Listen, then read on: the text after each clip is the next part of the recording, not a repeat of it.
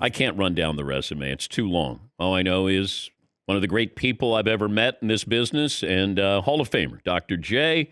Julius Erving, on the program. Doc, how are you this morning? Hey Dan, I'm good, man. How you doing? I'm doing okay. Last time you Yeah. dunked. Last time I was 63 years old, 71 now. So, I've never been incentivized since I was 63. So what the hell? uh, yeah, I was wondering about that. Like, at what point do you go, I don't need to, want to, or it hurts too much to try to dunk? It hurts too much to land after the dunk. How old were you And when you? plus, I have sons who play a little basketball, and one is 6'6", and the other one's about 6'3". So I enjoy watching them do it as opposed to me getting out there messing around. How old were you the first time you dunked? Oh man, I cheated. I was in elementary school and I was on an 8-foot basket, and I had a small basketball. So I was doing all kinds of tricky stuff. I think a lot of stuff that people saw me do on a 10-foot basket started on that 8-foot basket and then progressed to a 9-footer, and then eventually got to be a 10-footer. So my 10-foot dunk shot, my dunk on a 10-foot basket was probably at 15, 14, 15, somewhere in there. But who did you look up to when it came to dunking? Because I was trying to think prior to you, unless it was guys playing in the Rucker League or Connie Hawkins or some of those guys, who was the guy you looked at? Well, in my neighborhood, Roosevelt, Long Island, small community, 15,000 people.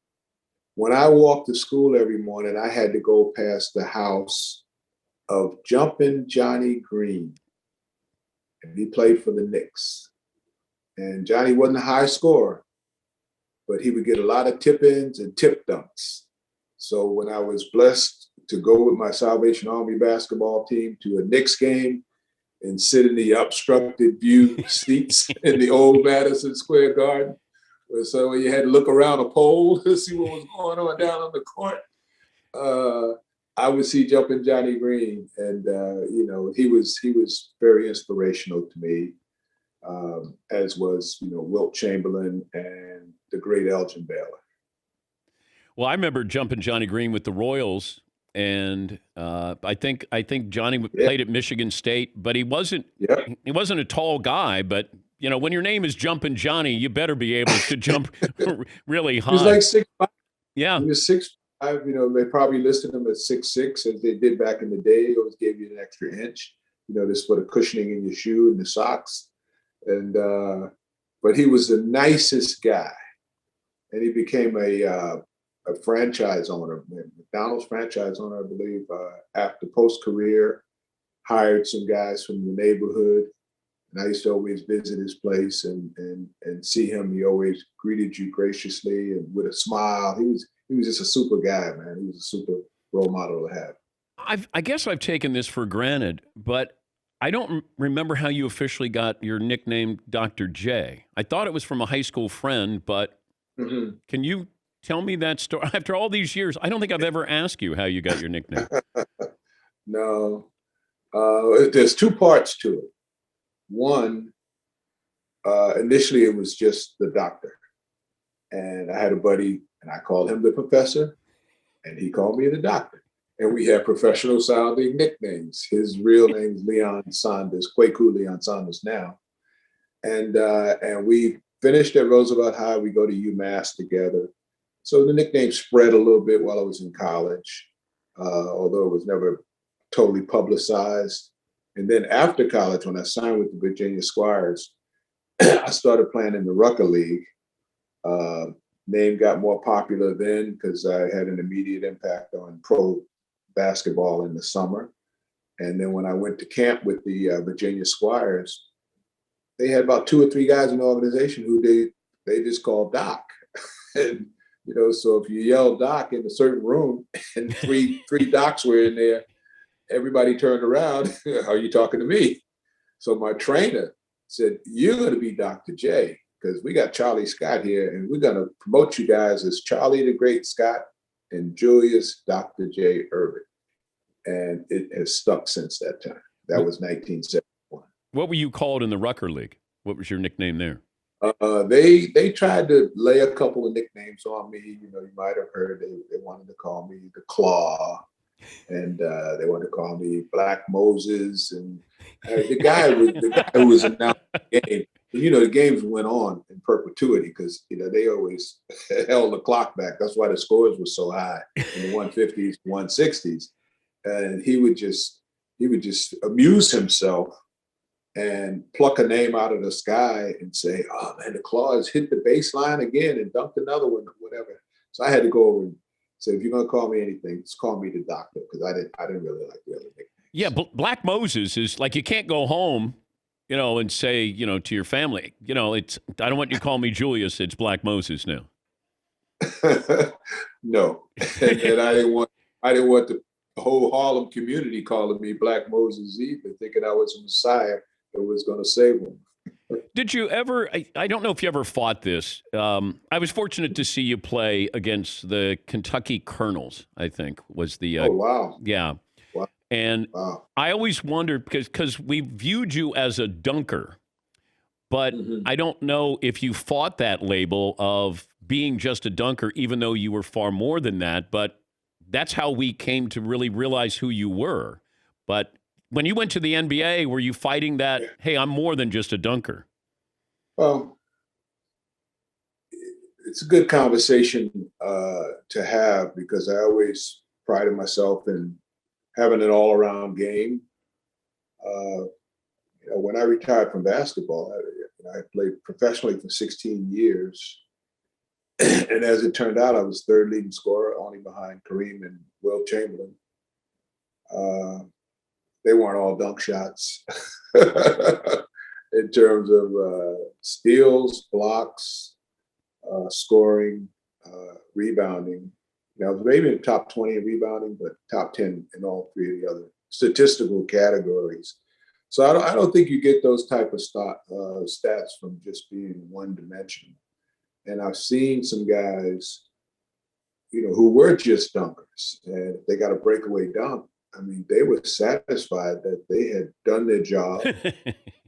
and that's all they just brought me in the game to get a dunk shot and then, sit back down. My job was to lead, to be inspirational to not only my teammates, but to the fans, be a coach on the floor, and do a lot more. And then after that's done, do some more. So I approached it as a job, and tried to have a really good work ethic that would inspire others. And even, when I was hurt, many times I played hurt. I think after the first year or second year, nobody doesn't have some sort of pain or some sort of agony associated with an injury that's just not going to heal. So, so I'm not a big load management promoter with load management these days, because so many guys did play hurt and felt as though, hey, if I sat down, somebody was going to come and take my job. Did you ever feel bad for Michael Cooper with that dunk in the NBA? Michael final? and I were, I was on his podcast last week, and we yucked it up a little bit about it. Since we both coach in the Big Three, Ice Cube League, we've been able to make amends. He's been really cool about it, because he said it keeps him relevant to the next generation and the next generation and the next generation, because he was posterized on that particular day, and I kind of agree with him. Well, did you think that was more impressive, or the one where you went baseline and came up underneath in the NBA Finals? I think definitely the baseline move. That was truly floating on air and creating, using some body control, using the big hand to hold the ball out of bounds, and then force of nature. Kareem Abdul-Jabbar was standing under the basket, and it froze him for a second, because I mean it's something he probably could have easily have blocked. but he didn't know what was going on. He didn't think you were going to get to the other side. He was a little dazed and confused at that time. What's it like to fly? It's a good feeling. It's a good feeling. Dan, actually, it started on the playgrounds of Long Island, just getting in the swings and going back and forth and hitting a pinnacle and then jumping out, going forward and soaring in the air and learning how to land, jumping off of a seesaw, playing on the park benches, stepping up on the bench and just jumping and feeling free. There's a freedom of expression associated with soaring. And then there's an extra benefit if you soar and you score.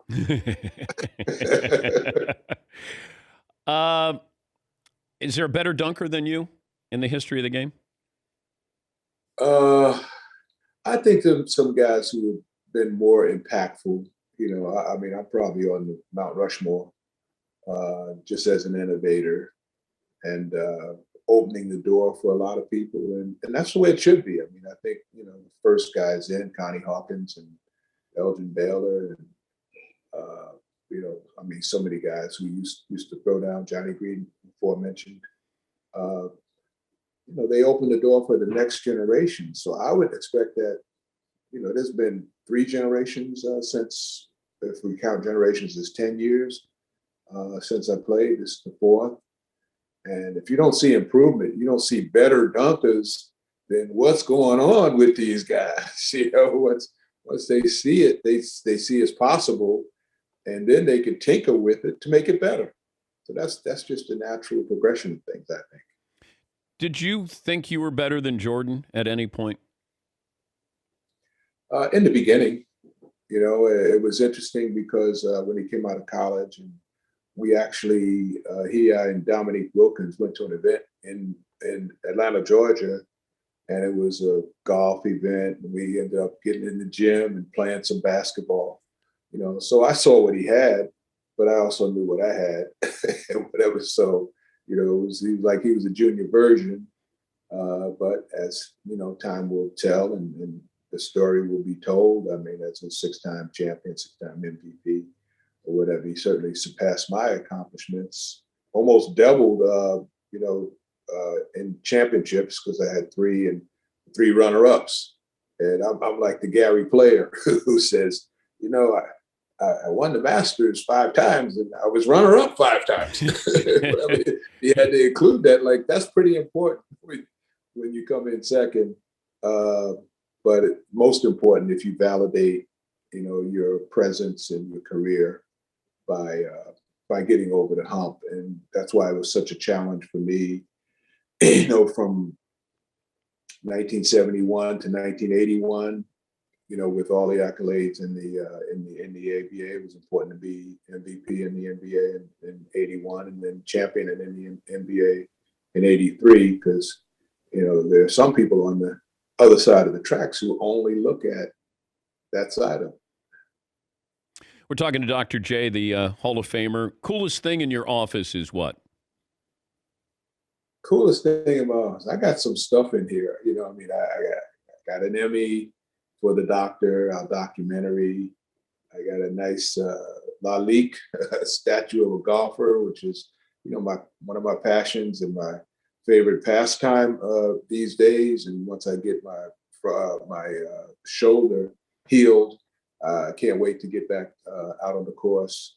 I have a trophy in my office that looks like a Heisman trophy, and it was given to me by the Dallas Mavericks the last time I played in Dallas, because I was in the game that welcomed them to the NBA. And upon my retirement, they created this trophy, and it's really cool. Well, you certainly got enough awards there. Did you keep everything? Like, do you have all your honors? No. I didn't keep everything. I think Bill Russell's the only guy I know who has kept everything, because I've been to his house a number of times, and He's got all 11 championship rings in the 13 years. Does he show those off though, Doc? It's in a trophy case. You got to walk by it if you walk into the house. So that's probably the best collection that I've seen of a former player. For me, I actually had an auction maybe about 5 years ago. So I think the wonderful home that I'm living in right now is a testimony to parting company with the stuff. It's great to talk to you, and hope you're doing well. You look good. I don't know how the golf game is going to be when you come back. Yeah. How's yours? I took a 7-year hiatus from the game. What? Yeah, my body. I had some problems health-wise, and I love it, but I had to step away for 7 years. Yeah. Yeah. And I think it was prior to 7 years we were on the golf course together. Well, but, that was. I wish to see you back out there. That was like 1995, 90, 97. No, that was in Utah, 97, maybe. I don't know the exact year. You have a lot of people around you who can keep they don't know anything, Doc. People only worried about today. Yeah. All I know is I dunked on you. I mean, that's right. That's all I know is I dunked on you. It came up. It came up. Yeah. That's kind of like the legend in your own mind comment. Yeah. I mean, I'm not lying when I say I dunked on Dr. J, am I? Yeah, I'm not the only Dr. J out there. You were the only Dr. J on that slab of concrete that day. We lowered the basket to 8 feet, and I just said to Doc, "Would you stand underneath the basket?" And he's like, "Yeah." And then I took off to dunk on him, and I said, I'm good. I just dunked on Doc. Doc didn't even know what I was doing at the time, so I apologize. I tried not to go like this. Right? It's great to talk to you as always, Doc, and thank you very much for joining us. My pleasure. Hey, you got a great show. Keep it going. Thank you, buddy. That's Dr. J. Dr. J. Looks good, man.